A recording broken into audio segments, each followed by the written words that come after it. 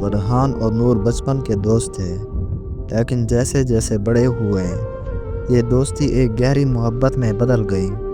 فرحان ایک عام سا لڑکا تھا جو نور کو دل و جان سے چاہتا تھا، لیکن نور ایک امیر گھرانے سے تعلق رکھتی تھی اور اس کے والدین اس کی شادی ایک دولت مند شخص حارث سے کرنا چاہتے تھے۔ فرحان نے نور کو منانے کی بہت کوشش کی، لیکن وہ اپنے والدین کے فیصلے کے آگے بے بس تھی۔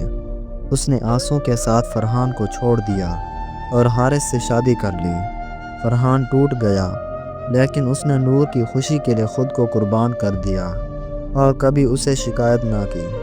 شادی کے کچھ سال بعد نور کو احساس ہوا کہ حارث صرف دولت کا پجاری تھا، اسے محبت کرنا نہیں آتی تھی۔ وہ نور کا دل نہیں جیت سکا اور وہ ہمیشہ اداس رہنے لگی۔ ایک دن نور نے فرحان کے بارے میں جاننے کی کوشش کی تو معلوم ہوا کہ وہ شہر چھوڑ کر جا چکا ہے، لیکن اس کی یادوں میں اب بھی نور کی محبت زندہ تھی۔ چند سال بعد نور کو ایک دن خبر ملی کہ فرحان ایک خطرناک بیماری میں مبتلا تھا۔ وہ اسے دیکھنے بھاگی، مگر جب پہنچی تب تک وہ اس دنیا کو چھوڑ چکا تھا۔ اس کے ہاتھ میں ایک خط تھا جس میں لکھا تھا، نور، میں جانتا ہوں کہ تم مجھ سے محبت کرتی تھی، لیکن تم نے اپنی ذمہ داری نبھائی۔ میں نے تمہیں کبھی الزام نہیں دیا، کیونکہ محبت میں شکایت نہیں ہوتی، بس قربانی دی جاتی ہے۔